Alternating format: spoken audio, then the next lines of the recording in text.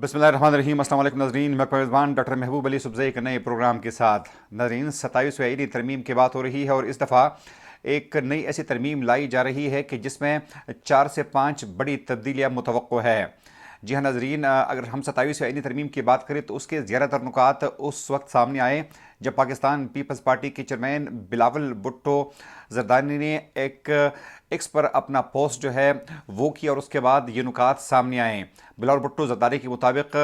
یہ جو مجوزہ 27ویں آئینی ترمیم ہے تو اس میں جو سب سے پہلے بات ہے وہ جوڈیشل ریفارمز کے حوالے سے ہے۔ جی ہاں ناظرین، 26ویں آئینی ترمیم کے بعد 27ویں آئینی ترمیم لائی جا رہی ہے، اور اگر ہم 26ویں آئینی ترمیم کے حوالے سے بھی بات کریں تو اس پہ جوڈیشری کے حوالے سے جو تبدیلیاں لائی گئی تھی، ججز کی تعداد میں اضافہ کرنا، ایک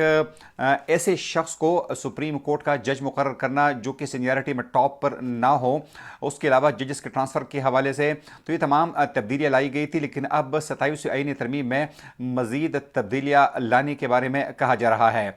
سب سے بڑی تبدیلی کے بارے میں جو کہا جا رہا ہے جوڈیشل ریفارمز کے حوالے سے، کہ ایک آئینی عدالت قائم ہوگی، اور اس آئینی عدالت کے سربراہ جو ہے وہ بذات خود چیف جسٹس آف پاکستان ہوں گے، جبکہ ساتھ میں وہ تمام ججز جو کہ اس وقت پاکستان کے تمام ہائی کورٹس میں کام کر رہے ہیں، تو ججز کی منشا اور مرضی کے بغیر حکومت جو ہے وہ ایک ایس ایچ او کی طرح ایک جج کو کسی بھی ہائی کورٹ سے دوسرے ہائی کورٹ پہ اس کا تبادلہ کر سکے گی۔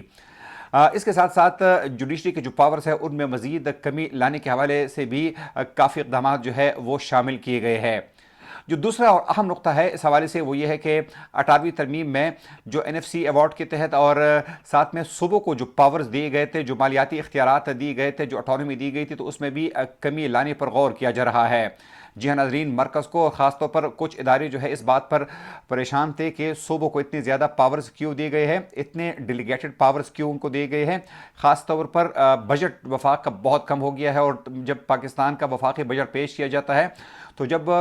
18ویں ترمیم کے بعد جب صوبوں کو ان کا حصہ ملتا ہے تو وفاق کے پاس بہت کم حصہ رہ جاتا ہے، اور تقریباً 70 سے 75% حصہ جو ہے وہ پاکستان کی سود کی ادائیگیوں میں خرچ ہو جاتا ہے، جس کے بعد وفاق کے پاس ڈیفنس اور دیگر معاملات کے لیے پیسے بہت کم بچ جاتے ہیں۔ اس لیے اس حوالے سے کافی دنوں سے غور ہو رہا تھا، اور اگر آپ کو جنرل باجوہ کے دور کی بات یاد ہو، جب جنرل باجوہ نے یہ کہا تھا کہ یہ جو 18ویں ترمیم ہے تو یہ دراصل ریاست پاکستان کے خلاف ہی ہے، تو اس لیے یہ کہا جا رہا ہے کہ کچھ تبدیلی اس حوالے سے بھی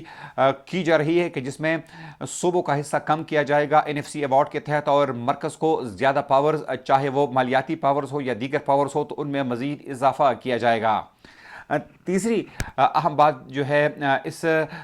مجوزہ آئینی ترمیم میں یہ ہے کہ اس وقت جو وزارت تعلیم ہے وہ وزارت صحت ہے، جو کہ یہ پاور صوبوں کو دیے گئے تھے، تو وزارت تعلیم جو ہے وہ بھی صرف اور صرف مرکز کے پاس رہے گی، یعنی تعلیمی پالیسیاں ملک میں ایک ساتھ ایک نصاب جو ہے وہ اس وقت مرکز کے پاس ہوگا، اور صوبوں سے یہ اختیارات واپس لیے جائیں گے۔ ناظرین، آپ کو پتہ ہے کہ 18ویں ترمیم کے بعد جو صحت اور تعلیم کے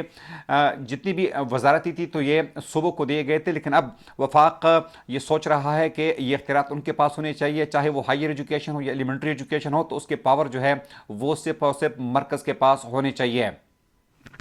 چوتھی اہم تبدیلی جو ناظرین اس وقت حکومت لانا چاہتی ہے وہ ریئر ارتھ میٹلز کے حوالے سے ہے، یعنی وہ معدنیات جو کہ دنیا میں بہت کم پائے جاتے ہیں اور جو کہ خاص طور پر پاکستان کے صوبہ بلوچستان اور صوبہ خیبر پختونخوا میں پائے جاتے ہیں، تو اس حوالے سے صوبوں کا اختیار انتہائی کم کرنا یا نہ کرنے کے مترادف کرنا، یعنی مرکز کے پاس یہ اختیارات ہوں گے تو کل یہ مرکز کی خواہش پہ اگر وہ کسی بھی عالمی مالیاتی ادارے کے ساتھ اس کا کوئی ایگریمنٹ کرنا چاہے، اس کو کسی کو لیز پر دینا چاہے، یا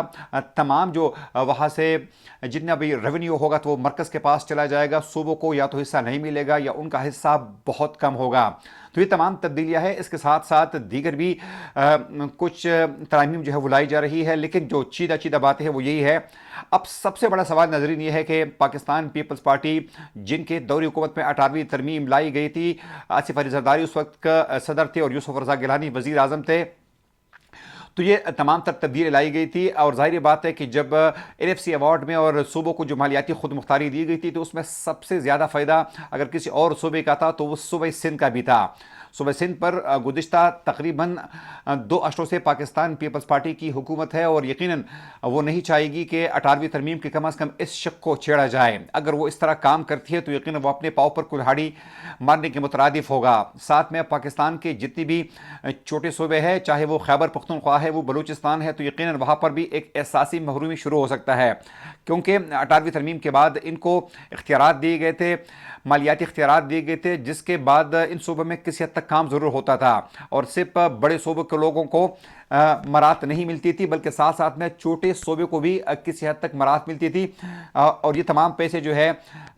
جو ان کے پاس پیسے آ جاتے تھے تو ڈیولپمنٹ میں، انفراسٹرکچر میں، کمیونیکیشن میں، تعلیم میں اور صحت میں خرچ ہوتے تھے۔ لیکن اگر اس میں کمی کی جاتی ہے تو یقیناً صوبے جو ہے ایک نئے بحران کا سامنا کر سکتے ہیں، اس لیے اس پر فی الحال ڈیبیٹ کا آغاز کر دیا گیا ہے۔ صدر مملکت نے کل سے قومی اسمبلی کا اجلاس بھی طلب کر لیا ہے۔ اب دیکھنا یہ ہے کہ ہوتا کیا ہے۔ جو پاکستان کی اس وقت اپوزیشن پارٹیاں ہیں بشمول پاکستان تحریک انصاف کے، JUI کے اور دیگر پارٹیز، وہ کیا اسٹریٹجی اپناتے ہیں اور حکومت کے پاس کیا کارڈز ہے، یہ تمام تو اگلے والے چند دن بتائیں گے۔ لیکن سب سے اہم بات یہ ہے کہ اگر اس وقت کوئی پارٹی جو ہے وہ بڑے امتحان میں پڑ سکتی ہے تو پاکستان پیپلز پارٹی ہے۔ ایک تو ان کے پاس سندھ کی حکومت ہے، دوسرے اس وقت پاکستان پیپلز پارٹی کو کشمیر میں حکومت جو ہے وہ شاید دینے کا بہت زیادہ چانسز ہے، بلکہ ان کو حکومت دی جا رہی ہے، جس کے بعد ان سے یہ سودا جو ہے شاید یہ کیا جائے گا۔ اگر پروگرام تک میں میزبان ڈاکٹر محبوب علی صبزئی کو اجازت دیجیے، اللہ حافظ۔